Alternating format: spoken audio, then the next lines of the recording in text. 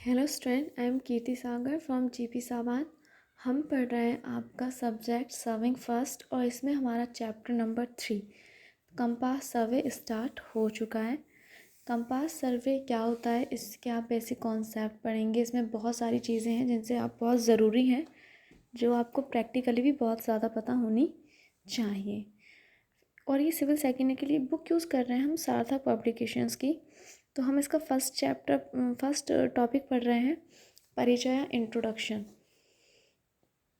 सर्वेक्षण करते समय जब सर्वेक्षण रेखाओं की दिशा ज्ञात करने के लिए इनके मध्य कोण मापने हेतु कंपास दिक्सूचक का प्रयोग किया जाता है, तो इस प्रकार का सर्वेक्षण कंपास सर्वे कहलाता है।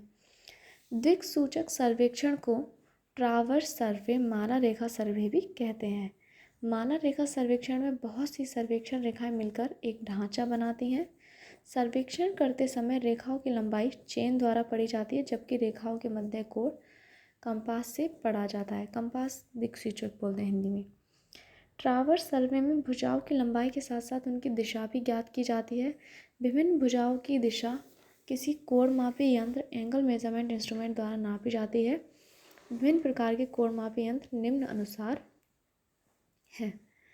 देखिए, अब आपको पता चले कि बेसिक इंट्रोडक्शंस तो आपने पढ़ लिया, लेकिन क्या होता है कंपास सर्वे। देखिए, आपने पढ़ा था स्टार्टिंग में जब दोनों में डिफरेंस पढ़ा कराया था, तो ये होता है चेन सर्वे होता है वो only linear measurement, and compass सर्वे जो होता है कंपास का यूज़ करते हैं for angular measurement in horizontal direction. Actual इसका ये है कि हॉरिजॉन्टल डायरेक्शन में हम एंगल मेज़र करते हैं, वर्टिकल डायरेक्शन में नहीं कर सकते। ये था आपका कंपास सर्वे।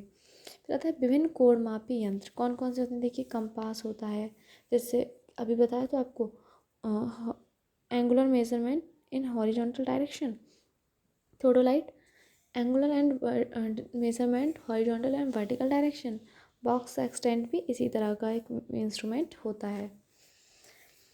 माला रेखा सर्वेक्षण, ट्रावर्स सर्वे जैसे कहते हैं। ट्रावर्स सर्वे या माला रेखा क्यों कहते हैं, ये आपको अभी आगे पता चल जाएगा।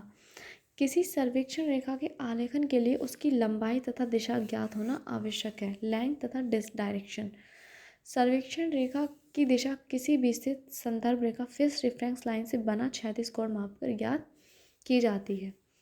कंपास सर्वे में आम कंपास द्वारा कोण मापे जाते हैं। ये कोण किन्हीं दो रेखाओं के बीच का कोण नहीं होता, बल्कि ट्रावर्स रेखा की किसी रेखा तथा चुंबकीय आमोत्तर के मध्य बना क्षैतिज कोण होता है।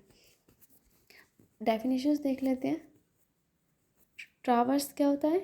सर्वेक्षण क्षेत्र में स्थित सर्वेक्षण स्टेशन को मिलाने से बने ढांचे को ट्रावर्स कहते हैं। ये दो प्रकार के होते हैं, क्लोज ट्रावर्स और ओपन ट्रावर्स। क्लोज ट्रावर्स क्या होता है? सर्वेक्षण क्षेत्र में कार्य करते समय जिस बिंदु से कार्य आरंभ किया जाए उसी बिंदु पर आकर कार्य समाप्त हो जाए, तो इस प्रकार बने ट्रावर्स को कि क्लोज ट्रावर्स कहते हैं। जैसे सपोज दैट एक ए बिंदु माना हमने, ठीक, यहाँ से स्टार्ट किया ये, और कार्य यहीं पे आके ख़त्म हो गया, तो उसको कहते हैं क्लोज ट्रावर्स। ठीक है, ये ए से बिंदु, जिस बिंदु से काम शुरू हुआ ख़त्म भी आकर उसी पे हो गया, इसे कहते हैं क्लोज ट्रावर्स या बंद माला रेखा सर्वेक्षण। फिर आता है आपका सर्वेक्षण कार्य की प्रगति की दिशा के अनुसार क्लोज टावर्स दो प्रकार के होते हैं। क्लोज टावर्स भी दो प्रकार के होते हैं। कौन कौन से? Clockwise and anti clockwise. जब सर्वेक्षण कार्य करते समय कार्य की प्रगति की दिशा क्या होती है? क्लॉकवाइज होती है, क्लॉकवाइज होती है। ये क्लॉकवाइज चल रहा है ना, तो इसे कहते हैं क्लोजवाइज टावर्स। और यदि कार्य करने की दिशा एंटी क्लॉकवाइज होती है, ये ऐसे चल रहा है, तो उसे कहते हैं एंटी क्लॉकवाइज टावर्स। अच्छा, इस चीज़ को यहाँ पे ये मत समझिए सिर्फ समझाने के लिए है, क्योंकि न्यूमेरिकल में जो आप आगे करेंगे इंक्लूडेड एंगल के न्यूमेरिकल्स, उनमें जो फॉर्मूले लगेंगे उनमें क्लॉकवाइज और एंटी क्लॉकवाइज दोनों में अलग अलग फॉर्मूले लगेंगे। तो अगर आपने ज़रा सा भी गलती कर दिया या गलत कर दिया, तब आपका क्या हो जाएगा? गलत हो जाएगा न्यूमेरिकल।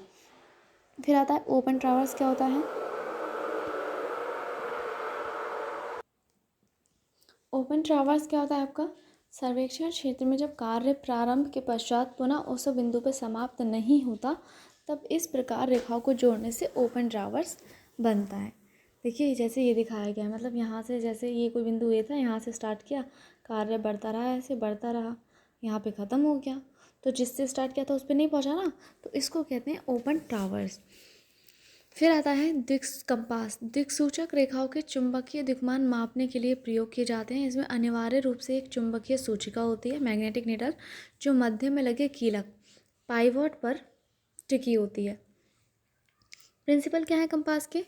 चुंबकीय दिक्सूचक का सिद्धांत इस तथ्य पर आधारित है कि यदि एक लंबी व पतली चुंबकीय सूचिका को उसके मध्य में किसी कीलक पर इस प्रकार स्थापित किया जाए कि वह ऊर्ध्वाधर अक्ष पर स्वतंत्रता से घूम सके, तो वह सूचिका अपने आप को इस बिंदु से गुजरने वाले चुंबकीय यामोत्तर में संस्थापित करेगी।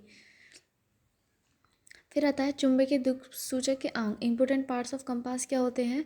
Magnetic needle, line of sight, graduated ring, compass box, tripod. दिक्मान तथा बियरिंग, बियरिंग एंड मेरिडियन, दिक्मान तथा यामोत्तर। बियरिंग क्या होती है? जब किसी रेखा की दिशा यामोत्तर के संदर्भ में ली जाती है तो उसे बियरिंग कहते हैं। कोण क्या होता है? जब किसी रेखा का झुकाव किसी अन्य रेखा के संदर्भ में लिया जाता है तो उसे एंगल कहते हैं। मेरिडियन यामोत्तर भी निम्नानुसार 3 प्रकार के होते हैं। फर्स्ट है आपका जियोग्राफिकल और ट्रू मेरिडियन,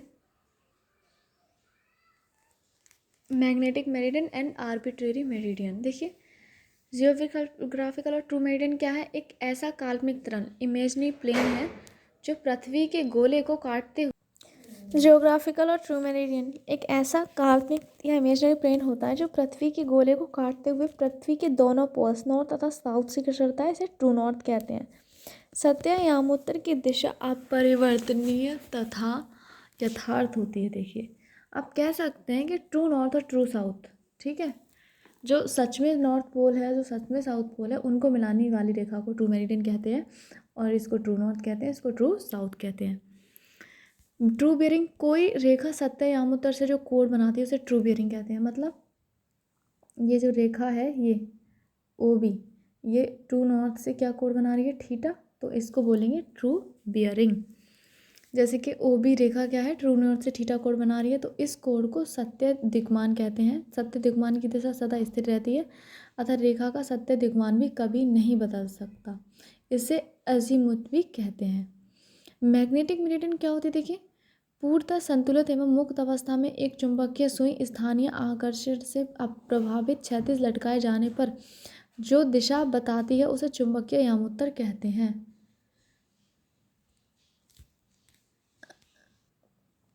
फिर होता है कि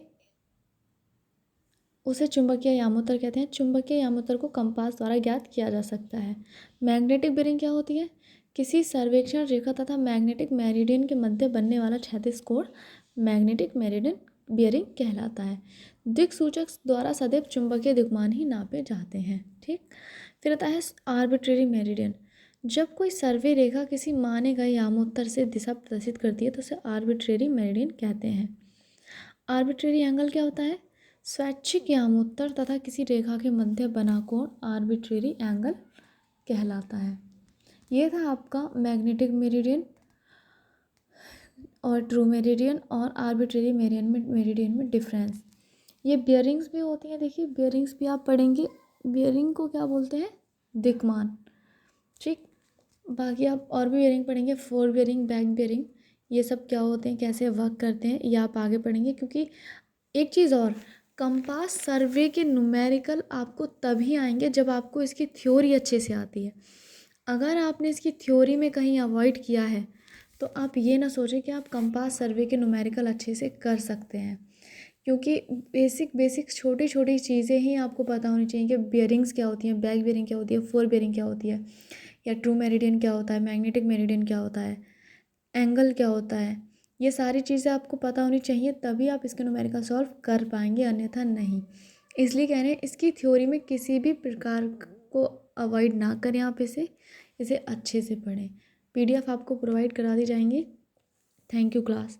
एक बात और, कि इसके जो न्यूमेरिकल्स हैं वो क्लास में भी हम कराएंगे। सुना है आपके कॉलेज ओपन होने वाले हैं, जब भी ओपन होंगे क्लास में भी इसके सारे न्यूमेरिकल्स कराए जाएंगे। तो आप थ्योरी पढ़कर बिल्कुल रेडी रहिएगा।